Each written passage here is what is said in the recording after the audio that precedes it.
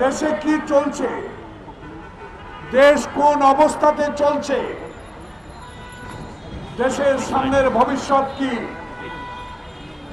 এই বিষয়ে যখন বিএনপি কথা বলে, যখন এই অ্যাডভোকেট রিজভী আহমদ দলের পক্ষ থেকে কথা বলে, দলের মহাসচিব যখন দেশের চলমান রাজনৈতিক সংকট নিয়ে কথা বলে, যখন এই নির্বাচন নিয়ে কথা বলে, তখনই একটি পক্ষ যাদেরকে কখনো কোনো সময়ে বিগত 16 বছরে রক্তক্ষয়ী সংঘর্ষের মধ্য দিয়ে হাসিনা ফ্যাসিস্ট সরকারের বিরুদ্ধে বিএনপি লড়াই করেছে, 5000-এর উপর বিএনপির নেতা কর্মী যারা আত্মহত্যা দিয়েছে, যারা জুলাই আগস্টের বিপ্লবে হাজার হাজার ছাত্রের রক্ত নিয়ে ছিনিমিনি খেলেছে, হত্যা করেছে রাইফেলের গুলিতে, সেই মুহূর্তে যখন বিএনপি দেশে একটি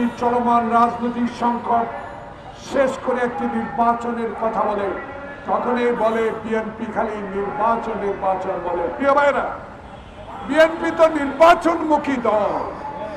শহীদ জিয়া তো বাংলাদেশে নির্বাচন পদ্ধতিকে সহজতর করেছে, সারা বিশ্বে বাংলাদেশকে তলাবিহীন ঝুড়িতে যারা পরিণত করেছে, সে তলা লাগিয়ে ঝুড়িতে পরিণত করেছে। আজকে তারই দল জিয়াউর রহমান, খালেদা জিয়া, তারেক রহমানের দলকে নিয়ে যারা আজকে কটূক্তি করেন, তাদেরকে বলতে চাই, তারেক রহমান কিন্তু ক্ষমতায় হাসিনার মতো যেতে চায় না।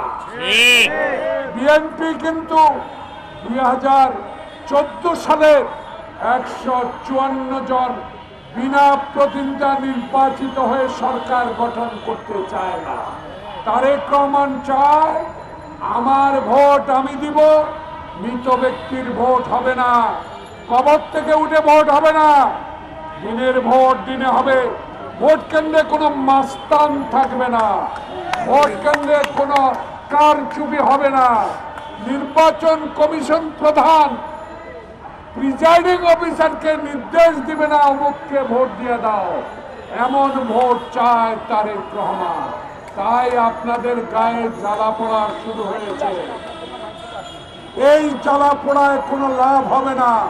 বাংলাদেশে সবচেয়ে জনপ্রিয় দল বাংলাদেশ জাতীয়তাবাদী দল, দলের নেতা তারেক রহমানকে আজকে বলতে হচ্ছে কেতাবি সংস্কার দিয়ে এই সংস্কার চলবে না।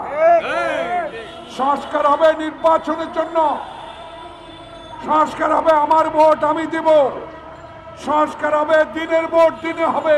সেই সংস্কার করে অনতিবিলম্বে বিএনপি নয়, সারা বাংলাদেশের 75% মানুষ এখন একটি সুষ্ঠু নির্বাচন চায়। সেই নির্বাচনের দিনক্ষণ আপনাকে ঘোষণা করতেই হবে।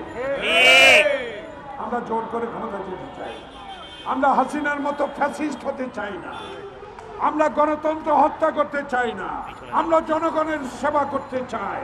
যেই জনগণ বাংলাদেশ জাতীয়তাবাদী দলকে ক্ষমতায় বসিয়েছিলেন, সুষ্ঠুভাবে দেশ পরিচালনা করেছিলেন, হাসিনার